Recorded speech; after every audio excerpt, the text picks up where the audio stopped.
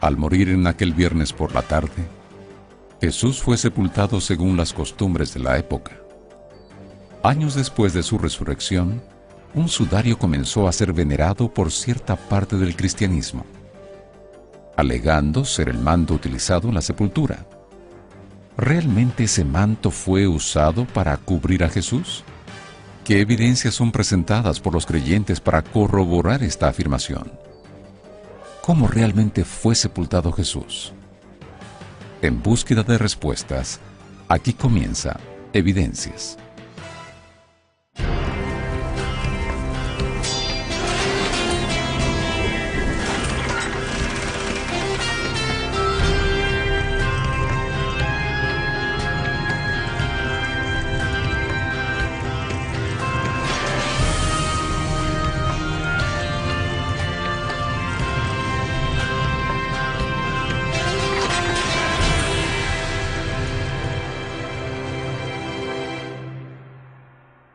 La cultura judía, así como la de otros pueblos del cercano oriente, también poseía rituales fúnebres que deberían ser realizados en el momento de enterrar a un fallecido.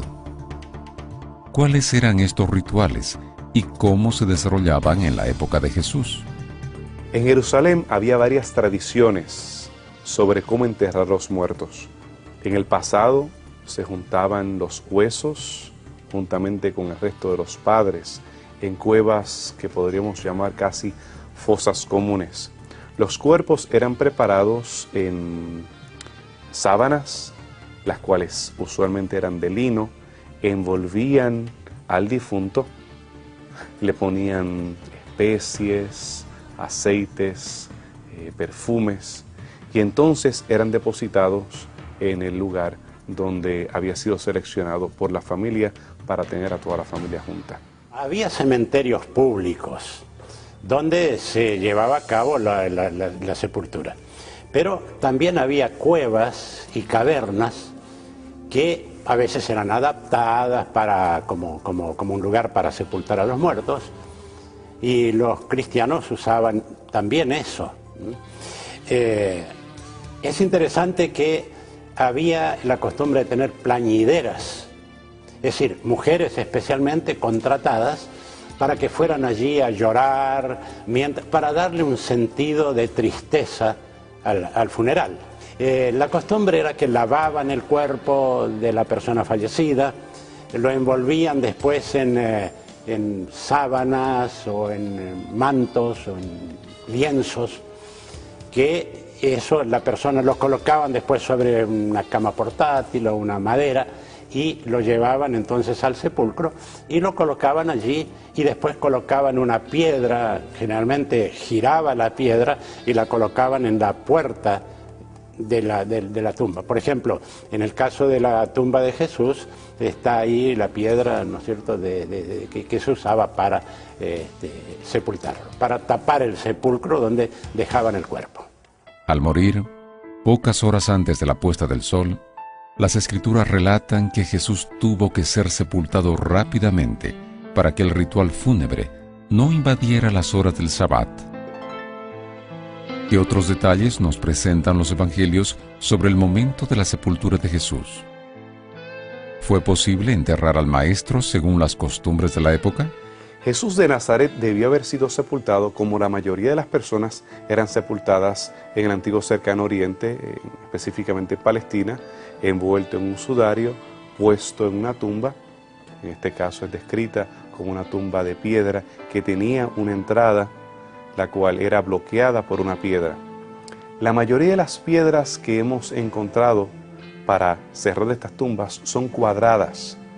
La versión del rey Jacobo, que habla acerca de una piedra rodando, ha dado la impresión de que era una piedra redonda. Y tradiciones que presentan a la piedra como una piedra redonda han intensificado el cuadro mental de los cristianos como una piedra redonda. Sin embargo, es muy probable que haya sido una piedra cuadrada la que sostuvo o mantenía privada a la tumba de Jesús, o como era común en las tumbas del primer siglo. No tenemos razones para creer que el entierro de él aquel viernes en la tarde de forma apresurada fuera diferente a la mayoría de los entierros que tenían lugar allá en Jerusalén. Bueno, es interesante que uno de los apóstoles describe la actuación de José de Arimatea y de Nicodemo. José de Arimatea era un hombre rico y Nicodemo era aquel que vino a Jesús y que le dijo, bueno, quería saber algo de cómo salvarse, ¿no es cierto? Y Jesús le dijo, tú tienes que nacer de nuevo. Bueno, aquel que era un personaje también muy importante dentro de Israel, en Jerusalén, y los dos, dice que compraron drogas aromáticas, aloe, mirra, dice 100 libras, que era una cantidad enorme, porque ellos eran hombres de dinero, de posición. Y entonces lo trajeron para ungir el cuerpo de Jesús. Dice que José de Arimatea tenía mucha relación con el emperador o con el gobernador y fue a pedirle el cuerpo de Jesús. Entonces lo tomó y lo trajeron. No hubo plañideras en ese momento en la muerte de Jesús, en el sepulcro de Jesús, pero estaban allí los discípulos y uno puede imaginarse lo que era para los discípulos después de la tremenda angustia que habían pasado esos días por la crucifixión de Jesús. Me imagino el rostro que tendrían los discípulos al no haber dormido bien y la angustia, el llanto también. Y estaban ahí algunas de las mujeres que habían acompañado a Jesús también como servidoras, como acompañantes. Y estaba la Virgen María también, la Madre de Jesús, que estuvieron allí. Y yo me imagino lo que habrá sido eso, ¿no? La angustia. Y aquí en San Juan, el capítulo 19, está la descripción de cómo se sepultó. Dice, también Nicodemo, el que antes había venido a Jesús de noche, vino trayendo un compuesto de mirra y de aloes como 100 libras. Tomaron pues el cuerpo de Jesús y lo envolvieron en lienzos con especias aromáticas, según es costumbre sepultar entre los judíos. Y entonces, en el lugar donde había sido crucificado, había un huerto, y en el huerto un sepulcro nuevo, en el cual no había sido aún puesto ninguno. Allí pues, por causa de la preparación de la Pascua de los judíos, y porque aquel sepulcro estaba cerca, pusieron a Jesús. Y yo me imagino el acompañamiento allí, la tristeza de todos, ¿no es cierto? ¿Por qué? Porque los mismos discípulos habían dicho que ellos esperaban que Jesús habría de redimir a Israel. Pensaban incluso, y eso es el comentario bíblico y de otros comentarios, dice que ellos esperaban tener incluso una posición muy elevada en el reino que Jesús iba a establecer. Así que ese funeral, ese entierro de Jesús, o el colocarlo en la tumba, tiene que haber sido muy, pero muy triste para ellos. Pero allí se colocó a Jesús bien ordenado, con los mantos, para que descansara en la tumba después de su crucifixión. Los evangelios narran que en la mañana del domingo Jesús resucitó y se le apareció a algunos de sus seguidores. También revelan que más adelante Él se presentó a todos sus discípulos y por fin se despidió de ellos subiendo al cielo. A partir de entonces, el libro de Hechos de los Apóstoles comienza a contar cómo los discípulos y los apóstoles comenzaron a predicar las enseñanzas, revelando el verdadero significado del ministerio, la muerte y la resurrección de Jesús. Es interesante notar que ni el libro de los Hechos ni las epístolas del Nuevo Testamento hacen alguna mención sobre la conservación del manto de Jesús y su veneración. Pero, para el año 544, un sudario fue encontrado en la antigua ciudad de Edesa, y a partir de ese momento comenzó a ser venerado como perteneciente a Jesús debido a la figura que allí se encontraba. El sudario fue preservado por distintos reyes, duques, condes y señores, hasta que en 1578 fue depositado en la Catedral de Turín, local donde se encuentra hasta el día de hoy. Realmente, en la controversia en cuanto al manto o los mantos, porque podremos preguntar cuál de ellos, comienza durante la época de la Edad Media. Ya para el siglo XV, el manto que se encuentra en Turín, al norte de Italia, es el que más énfasis se le da. pero había varios mantos que alegaban tener rostros de Jesús, los cuales eran comercializados como reliquias durante la Edad Media.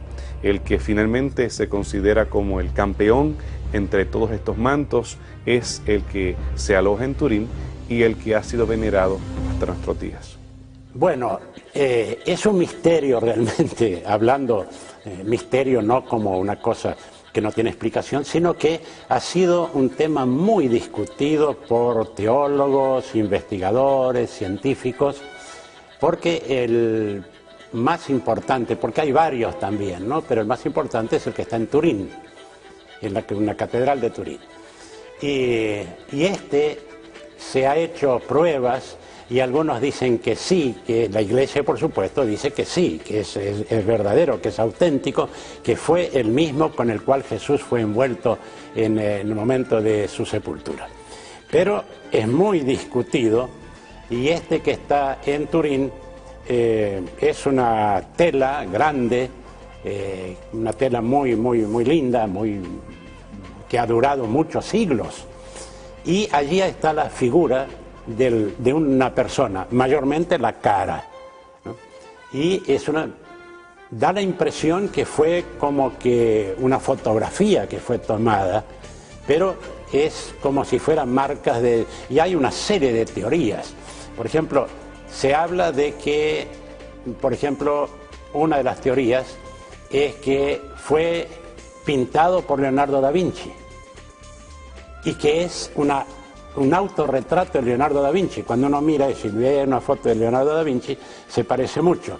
Pero se hizo el estudio con carbono 14, varios científicos en varios lugares del mundo, y le ponen la fecha entre 1200, 1300 más o menos, que no era original, sino que fue en ese tiempo. Pero en todo caso, surgió lo del Santo Sudario, que estuvo en varios lugares, fue llevado por reyes, por dignatarios eclesiásticos, estuvo en distintos lugares y finalmente vino a parar a la Catedral de Turín.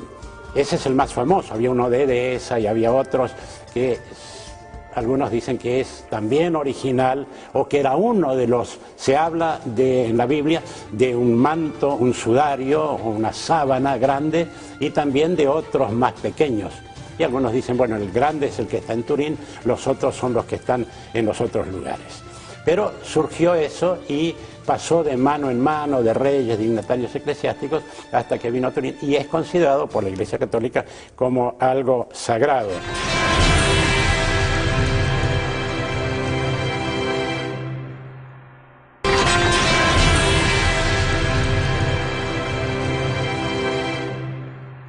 El Santo Sudario ya ha dividido muchas opiniones entre religiosos y científicos. Muchos creen que verdaderamente este fue el manto usado por Jesús, ya que la impresión de su rostro quedó en él. ¿Cuáles son las evidencias presentadas a favor y en contra de la veracidad del Santo Sudario? Las evidencias a favor del manto del Turín, como el sudario que fue utilizado por Jesús, están basados en las heridas de las manos, en la fisonomía, en el hecho de que es tan realista y nuevamente la veneración del mismo a través de los siglos que le ha dado ese carácter sagrado y especial y lo ha convertido en uno de estos elementos o artefactos relacionados a la vida de Jesús de gran estudio por muchas personas y que ha sido sometido a muchas investigaciones a través de las décadas. Algunos ven en el rostro la figura de Jesús y hay quienes dicen también, según los estudios que han sido hechos, que hay marcas también como que fuera de las manos, la sangre de las manos, la sangre en los pies, aunque eso es muy tenue, casi no se nota.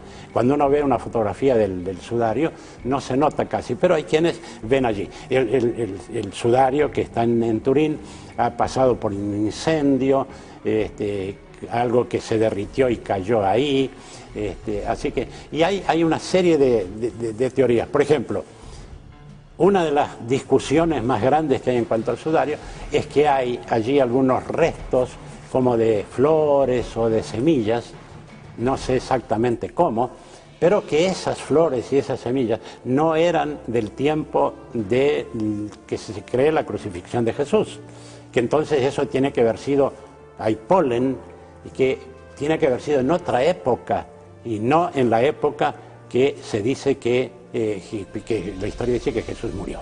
Así que eso es muy discutido, pero por otro lado se lo ha santificado, digamos así, ¿no es cierto?, por la Iglesia, mostrando que realmente es algo muy sagrado y que no se discute, que el origen es ese, que era justamente el sudario con el cual, o la sábana con la cual se envolvió el cuerpo de Jesús.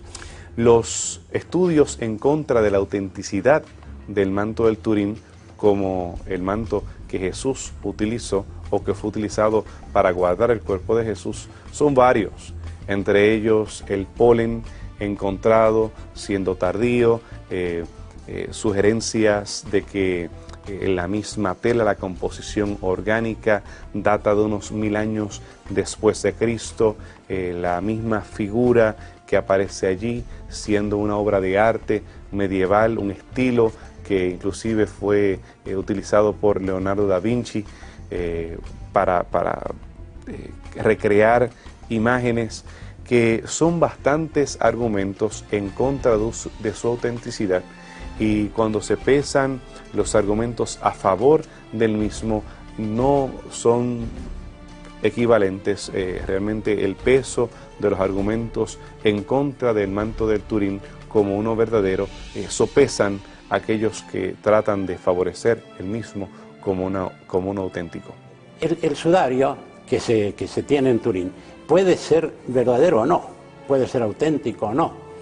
El único problema, la única preocupación que queda en muchos es que hay una tendencia en el cristianismo, en algunas áreas del cristianismo, de venerar cosas que son objetos que pueden tener mucha importancia histórica, pero a veces está el culto, la reverencia, el respeto hacia el santo sudario y no hacia Cristo, al cual o a la muerte de Cristo, que sería lo que representa, que finalmente la muerte de Jesús es lo más grandioso que ha tenido la humanidad. Entonces, eso si lleva a Cristo, fantástico, extraordinario, pero si solamente es la veneración de un objeto, eso no tendría. Y ese es uno de los problemas que se ha discutido entre los teólogos. ¿Cuál es el significado? ¿Es histórico o es algo digno de ser adorado o de ser reverenciado como algo súper sagrado, súper santo? Esa es una situación que es complicada y que es muy discutida entre teólogos, entre científicos y otros así. En el año 2010, un documental divulgó un trabajo de computación gráfica donde se presentaba en tercera dimensión la posible fisonomía del rostro y del cuerpo de Jesús según el santo sudario.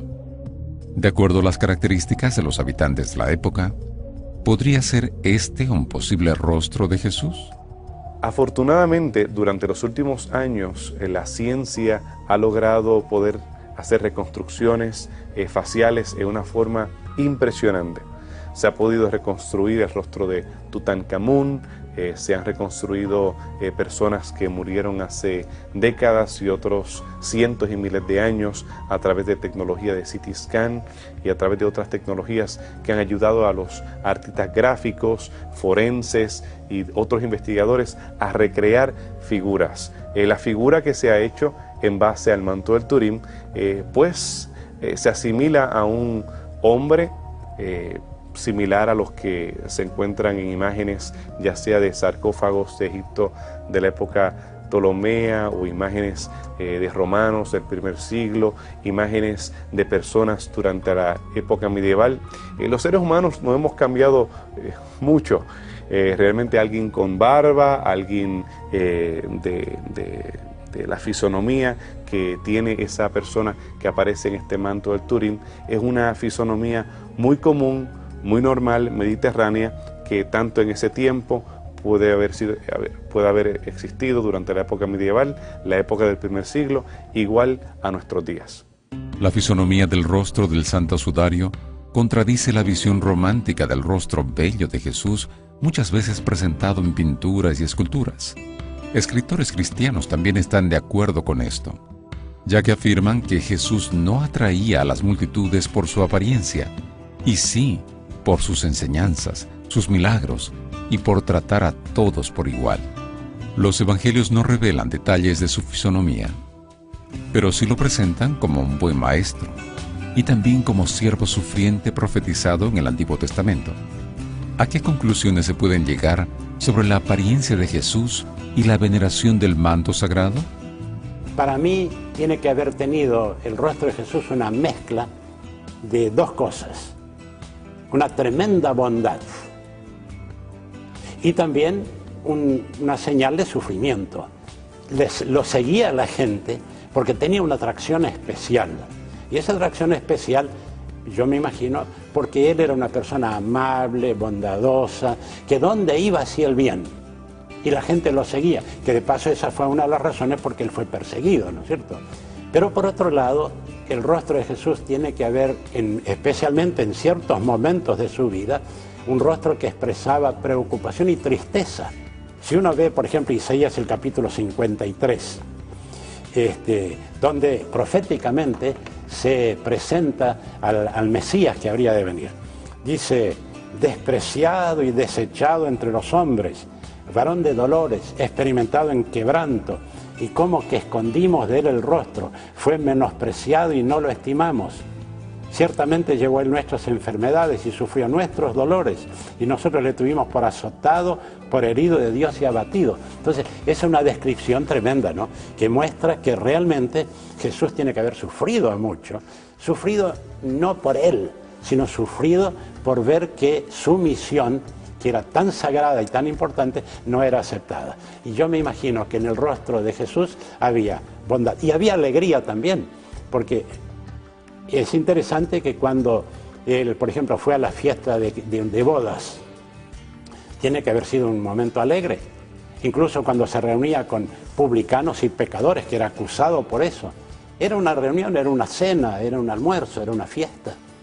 Y tiene que haber tenido momentos de mucha alegría también. Y al ver a algunos de sus discípulos cómo progresaban también, aquellos pescadores humildes, como habían, tiene que haber allí. Entonces, una mezcla de bondad, de alegría, de tristeza, por las cosas que él tuvo que pasar durante su vida.